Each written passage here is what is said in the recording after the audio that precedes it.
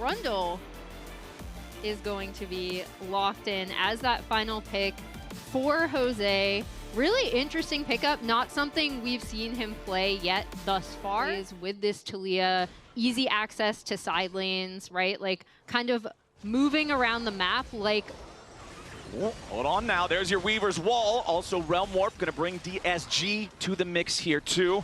Team Liquid backing away, trying to secure control over the crab. Sajed off to the side, wants to get a little bit of damage here. Some burst out into Jose Diodo, but he drops the subjugate to keep himself alive for now. Both junglers going to be taken out of the equation. And now a flash over the wall from the Nami as Team Liquid look for even more. Call me, remember, no flash available on the rise from the earlier play. Core JJ goes in for the flash route, and there's the extra kill, 2-1, TL. Nicely played there by Core at the end. Yeah, going to be able to grab that no problem. And one of the things I talked to Idol about before the year started was, he's like, hey, we have all these players who don't have a tremendous amount of experience. You know, actually going into the series last week, 4 out of the 5 of their players had never played a playoff game. Okay, we've got ourselves a Realm Warp, and they want to make the 4v2 dive as the wave is about to crash into the Tier 1 turret. There's your target. Pop Blossom from Core JJ tries to defend, but there's just too many enemies. Disguise brought really nicely done out of Disguise. There's a Diodo, just going to go ahead and pick up the Void Grubs. Unfortunately, not nearly the fun objective that it was to take in the previous season. Not nearly as powerful as it used to be, but still going to set them up. Maybe they can get some dividends from this if Morgan's able to maintain side lane control, or Quid can make some of Quid on the TLAW. He does have the Seraph's Embrace fully completed, fully stacked, and evolved, as now Jose Diodo has the opportunity to just take down this Rift Herald all on his lonesome. Lions going to make his way towards the top lane, Tier 1. Reinforce Call Me there, make sure there's no danger. But Team Liquid just going to turn their attention back over to the Herald. Where do we want to see them use this? You want to be able to apply map pressure wherever you are, taking down the mid Tier 1. Always helps with that. Yeah, it has been a bit of a slow burn game, but I mean, DSG has a slight gold advantage. They have... Sajed's in a lot of trouble, though. The Arc of Ruin lines it up, and they knock it down. Kill credit goes over to Yawn as well, with a nice seismic shove into Kryra right after. They're looking for more, but they don't have enough damage to kill the Wukong here, too. Team Liquid getting Yawn paid, catching back up, now overtaking Sajed in terms of individual gold, and they'll be able to summon the Rift Herald up mid, and Kryra's about to drop to Jose Diodo. The Sundered Sky is plenty enough. Trinity to have that priority, that control, but then he gets a little too aggressive. He gets a little overconfident, and Team Liquid are fast to punish. Now Sajed in danger once again. Flash, Pop Blossom from Core JJ. Not going to find a target. Beautiful bubble follow-up coming in from Lions, but now DSG, where are they going to go from here? Jose Diodo has to flash away. Castle and Morgan both going to arrive. I think it's his worst series in NA, period, that he's ever had. And it was definitely a bit of a shock because he had been performing really well for the team.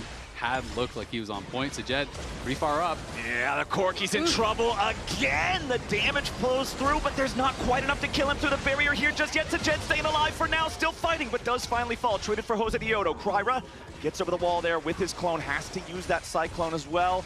Morgan's going to grab the Tier 1 turret up there in the top lane at the same time, and Team Liquid continues to play aggressively around Jose. He went 3 points Q into 5 points W, so additional move speed. Then he has a Deadman's. He's just so fast. Okay, Castle trying to frontline here as Morgan flies into the backline, but he's going to take a ton of damage from DSG. Both top laners get chunked down very, very low here. The Scion, obviously the tankier one, as Morgan trying to wrap around, see if he can get some pressure onto Disguise. Remember, this is sole point if DSG can secure the Drake. Slam not going to do a whole lot. A nice follow-up seismic shove coming out from Quid, forces Castle to flash away. Dragon down to about 40% HP. DSG still looking to take the objective as Kryra has to force Morgan back away. Team Liquid carries under a little bit of pressure. Castle about to die. Jose Diodo going to grab the kill on that one as Lions is burning so very low, but he's not quite dead here yet. Castle still trying to make a little bit more space, but Team Liquid will take the fight. They will take the Drake, and they will stop some of their previous outings. Liquid is lurking, and Call Me is finding himself in a very compromised position. Weaver's Wall gonna chase after him. Seismic shove knocks him out of the Realm Warp, and there is no way home for the Rise now. Yawn on a killing spree. Team Liquid picks the enemy mid laner. He'll be dead for the next 45 seconds, but what's the follow-up move from there? Yawn goes forward, still has the ulti with the Arc of Ruin to try to force DSG away from the Tier 1 turret. Now Castle's gonna be the target. That Scion is not as tanky as they'd want him to be. Morgan just cuts him down. Jose Diodo makes it so easy with the subjugate. Yeah, I thought they were going to be a bait. Ooh, if that seismic shove would have hit Kryra, that could have been the play, or maybe they'll get it anyway. Kryra down to 20% HP, tries to use the Cyclone to get away from it, but CoreJJ with a beautiful Pop Blossom here. But man, this map is so scary. Fog of War everywhere. Lions is just gonna drop. Yon gets the last auto. That's a free kill for the Unara, as now CoreJJ hits a 3-man Pop Blossom. Kryra tries to save himself, but Morgan takes him out. Castle's in the middle of everybody, as Morgan can fall back before he ends up having to give his own life. Now Castle gets knocked down. Enemy jungler, enemy great engage. I mean, it's Kaza walking forward, but he's just not really that threatening. He's not really that tanky. No one is there with him, and it looked like. So that was super well timed by Core. Well played. Deep breaths, guys. Use your eyes.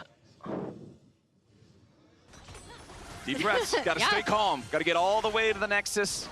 Like you were talking about, Azale, CoreJJ earlier mentioning, yeah, it's not the start to the season that we wanted, but our goal is still achievable. We've just got to get there.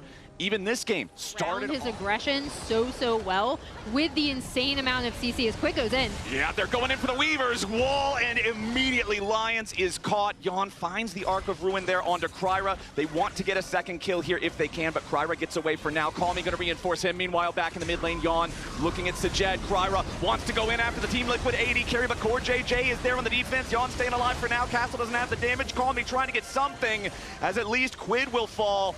Yon right next to him, but Call Me loses his life in the process. Morgan gets the killing spree there onto Sajed, and it's only Castle still standing on DSG. Beautiful use of the public execution to buffer through the decimating smash. Morgan guarantees the ace, and Team Liquid's looking for the end of the game. Mbessa does not care about the towers at all, as Core is even going to be able to survive. Objective bounties are available soon. That's the cope. We're going for some bounties here. You might need them. Just get some of these shutdowns, pick up some towers, easy kill Morgan for 1K, you know?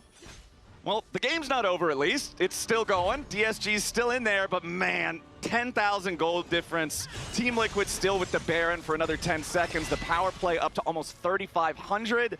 This is looking grim. And I always just feel like when you have the luxury items coming through, like Zonias, Seekers, left on their own, and they'll just get out of the danger zone. Yeah, I mean, it does stop a little bit of the pressure they were applying as, nope, they're going in for another play. Yep, there it is. Pop Blossom seals Call Me's fate. Quid's going to be the one taking the kill on that. As Dig, did it look like that one was even dicey for a little while. They're really trying to minimize those mistakes, as the third Drake for them is about to fall. Should just be able to pick that one up. Easy peasy. Now Baron's alive here too, and Jed, the Corky. If they manage to get the pincer attack on the AD carry, it's over before it even begins.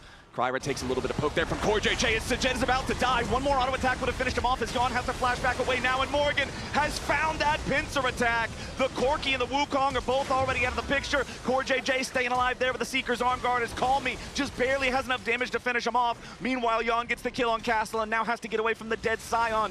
The Arc of Judgment is enough to slow down the dead body, so the only one they lose is CoreJJ, and it's an ace for TL. I love how Jan was the one telling them to chill out in comms. We saw from FBI's comms what happens when the ADC is baiting out stuff. Their really beautiful coordination with the Morgan flank coming around on the Mbessa. And that's going to be all it takes. Team Liquid, it was a bit of a rocky start, but then they turned it around in the mid-game. They played it safe.